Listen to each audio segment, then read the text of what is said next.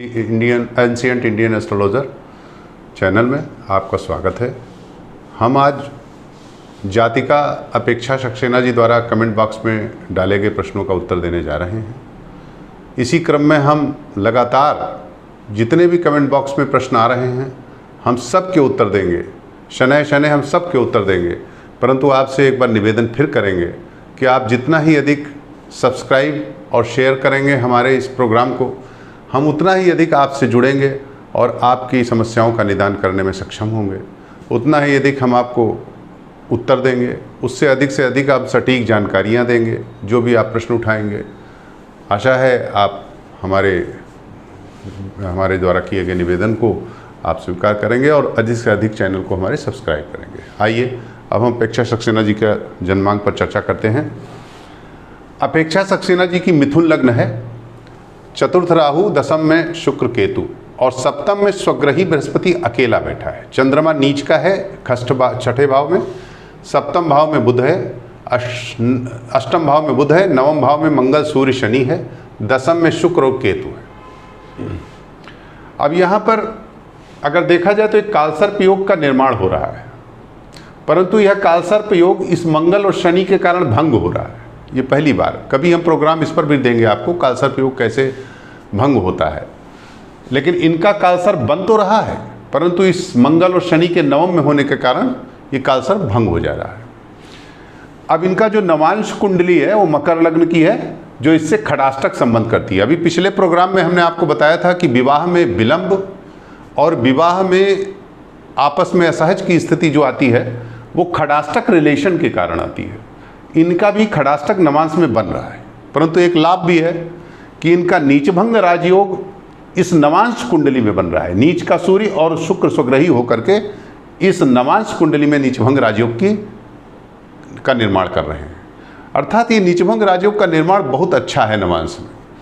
जैसे इनका पहला प्रश्न हुआ सरकारी नौकरी, तो मैं जब अकॉर्डिंग केपी नीरन स्पष्ट में आता हूं तो शनि दशम में है इनका, चलित में, अर्थात शनि आत्मकारक होकर के दशम में बैठा हुआ है शुक्र के साथ।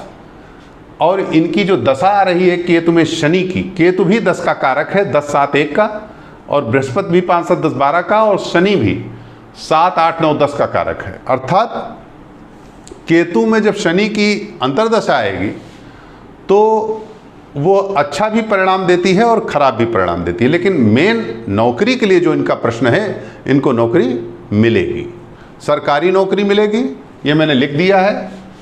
ये इनका ये उत्तर है। सरकारी नौकरी कब तक मिलेगी इनको? माह अप्रैल 23 से माह अगस्त 23 के मध्य सरकारी नौकरी मिल जाएगी। सरकारी नौकरी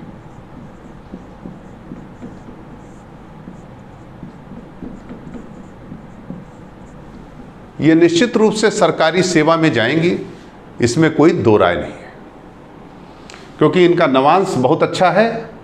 सरकारी सेवा के लिए, वैवाहिक संबंध के लिए नहीं कह सकता हूं, सरकारी सेवा के लिए, और ये इनको सरकारी नौकरी दे रहा है। और हमने समय भी लिख दिया जो इनका प्रश्न था, माह अप्रैल 23 से माह अगस्त 23 के मध्य। ध्यान दीजिएगा, इस पर विचार रखिएगा, माह अप्रैल 23 से माह अगस्त 23 के मध्य। अब इनका जो दूसरा प्रश्न है, विवाह कब तक? देखिए, मैंने अभी आपको कहा कि इनकी जो लग्न कुंडली है और नवांश कुंडली है वो आपस में खड़ाष्टक रिलेशन कर रही है, खड़ाष्टक संबंध कर रही है, 6 और 8 का कोरिलेशन। तो 6 और 8 का कोरिलेशन करने का तात्पर्य होता है कि विवाह में थोड़ी सी दिक्कत, ठीक। और यहां बृहस्पति अकेला जब हो जाता है, ये मैंने गोल कर दिया है, स्वग्रही हो जाता है, तो ये थोड़ा सा अकेला बृहस्पति स्थान दोष देने लगता है। इसमें लिखा है स्थान हानि करोत जीव, स्थान वृद्धि करोत शनि। अर्थात स्थान हानि करता है जीव, जीवा माने बृहस्पति। तो बृहस्पति जब भी चाहे स्वग्रही हो, लेकिन इस स्थान पर बैठ करके सप्तम भाव को खराब कर रहा है। परंतु इनके वैवाह का एक संयोग बन रहा है। कब? ये मैंने लिखा है विवाह, ध्यान दीजिएगा, माह नवंबर 23 से फरवरी 24 के मध्य ये संयोग बन रहा है, और ये अच्छा संयोग बन रहा है। इस संयोग को पूर्ण करने के लिए, चूंकि इनके में एक खड़ाष्टक योग की स्थिति है, मैंने इनको सुखद वैवाहिक जीवन के लिए एक मंत्र लिखा है। कात्यायनी महामाये महायोगिन्यधीश्वरी नंद गोप सुतम देवी पति में कुरुते नमः। इसे 41,000 का जप या तो स्वयं करें या किसी पंडित से करवाएं।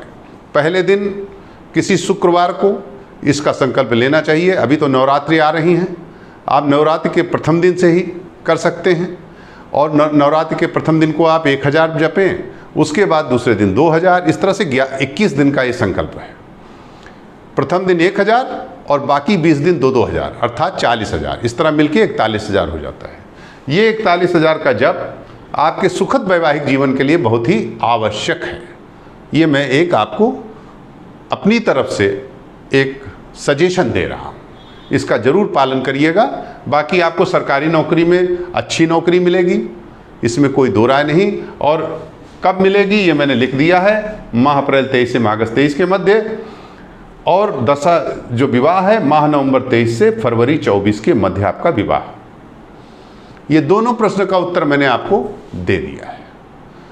जितना आपने पूछा था दोनों प्रश्न, उन दोनों प्रश्नों का उत्तर दे दिया है और साथ में एक सजेशन दिया है इसके लिए, क्योंकि ये अकेला बृहस्पति, हम थोड़ा सा सजेशन इसलिए दे देते हैं, स्पष्ट बोलना हमारी आदत है।